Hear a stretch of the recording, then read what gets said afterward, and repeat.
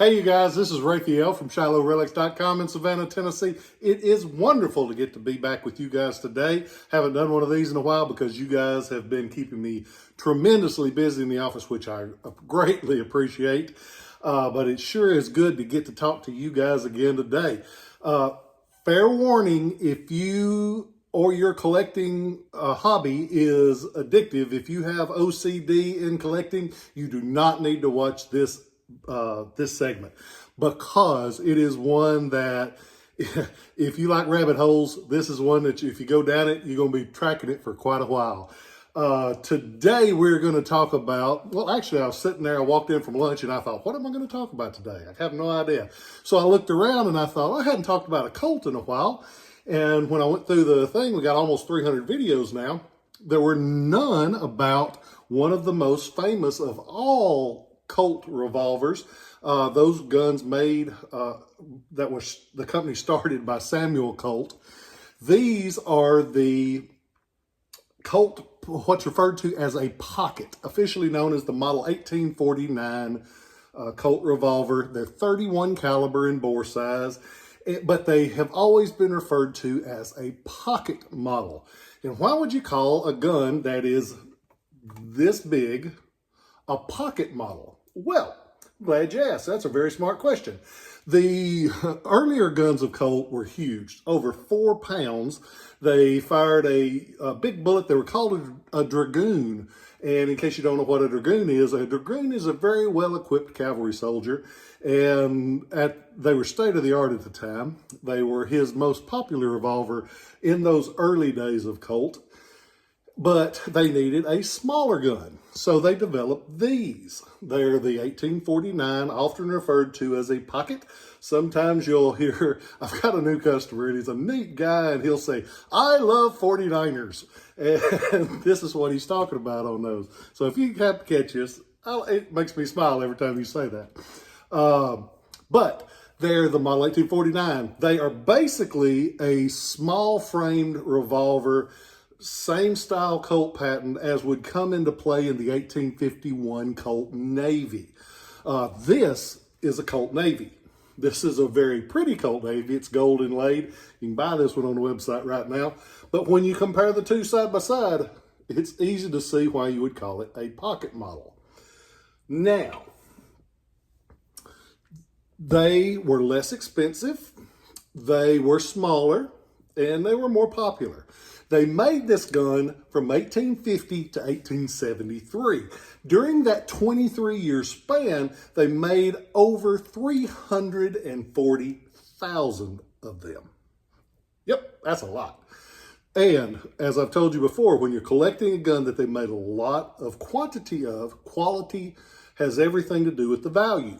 Do the numbers match? Colt liked to have numbers on everything.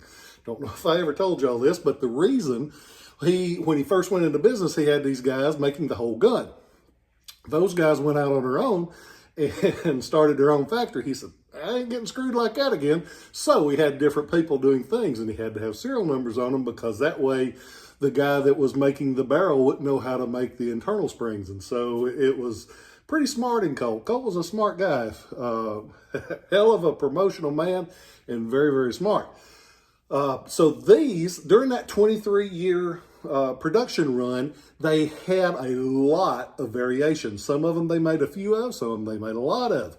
And in Flaterman's Guide, you always hear me refer to Norm Flaterman. Rest in peace. What a wonderful man. Glad I got to know you. It would take about 200 different guns if you got every one of the variations of a Colt Model 1849. A 49er, you would have to have about 200 variations. And that's crazy, because they're figuring things like barrel length, the type of grip that they have. They changed the size of the trigger guard. They also had, this is one that I think is neat. This is what's referred to by collectors as a 49er, but it's a Wells Fargo. There's no proof that they ever got used by Wells Fargo, but that's the name that stuck with these, and they're easy to tell because they do not have a loading lever. If you notice, some of the guns will have all of them except for the 4,000 Wells Fargo that they made out of the 340 will have a loading lever underneath the barrel for packing the cartridge in. The Wells Fargo was made with no provision for that. So it's a different little gun. It wasn't very popular, so they only made $4,000 of them. These guns were really popular during the Civil War, but they were privately purchased. You'll see a lot of them that'll be engraved on the back strap or on the bottom of the grip with the soldier's name, because they did use a lot of them. But only 50 were bought by the U.S. government. They bought them by the Navy in 1861, and they'll be marked by the inspector. I've never owned one. One of these days, hopefully get one. But there's only 50 of them. They were in the 203,000 serial number range to 204,000. Rare little gun, but that's another variation. If you're going to have all of them, you got to have one of those. You also have to have a London-made one. And one of these, this one was made in London. Sam Colt got a patent for firearms in London. I've actually got the original patent. That is mine in my collection. But it's so he could make guns in London. This is one of those guns. They only made about 11,000 of them during there. It wasn't very popular. Well, it was popular, but he just gave up because business was so busy here and a lot of other factors. But if you're going to have all of them, you got to have one of those in there. And they are easily distinguishable because most of them will have the London mark across the barrel like this. And they will have British proof marks on several places on the gun. So if you're going to have one of all, you got to have all of those. You could buy them in case sets. You could buy the loose guns, or you could buy them in case sets like this one. And they varied, again, in barrel length, type of grip. They make some of these with what they call a charter oak grip. It was a tree in Hartford that fell that was just a neat thing. It's a real pretty oak wood on it. Most of these will have the one-piece walnut wood grips. They do show up with ivory grips, with mother of pearl grips. You'll see a lot of variation in them because if you're making 340,000 or something, you can have a little variation in them. The size, this is one thing I meant to mention. The weight of a Colt Dragoon, the big size gun I was telling you about, I don't have one right now to show you, over 4 pounds.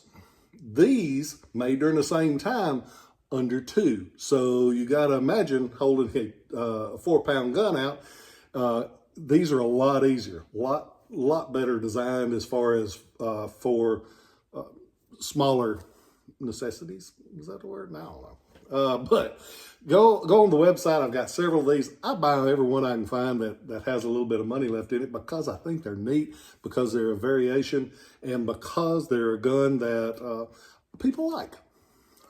Everybody likes a Colt. That's the one name in our collecting business. There's a few of them you can always count on people liking. Colt, Remington, Springfield, Enfield, those always popular. But go on there. I've got a lot of these on there. They're a great thing to collect. I hope you guys are doing well. It's all good out there. I am so thankful to get to do what I do and share it with you guys on this. Like I said, I haven't done a lot of these lately. I was a little under the weather, but I'm back trucking now, and I'm hopefully going to be able to do more. But you guys have been keeping me running. I never would have dreamt when we started this a few years ago how blessed we would be with the business. And it's thanks to you guys, because y'all just let me do what I enjoy. I hope that you know that you're appreciated.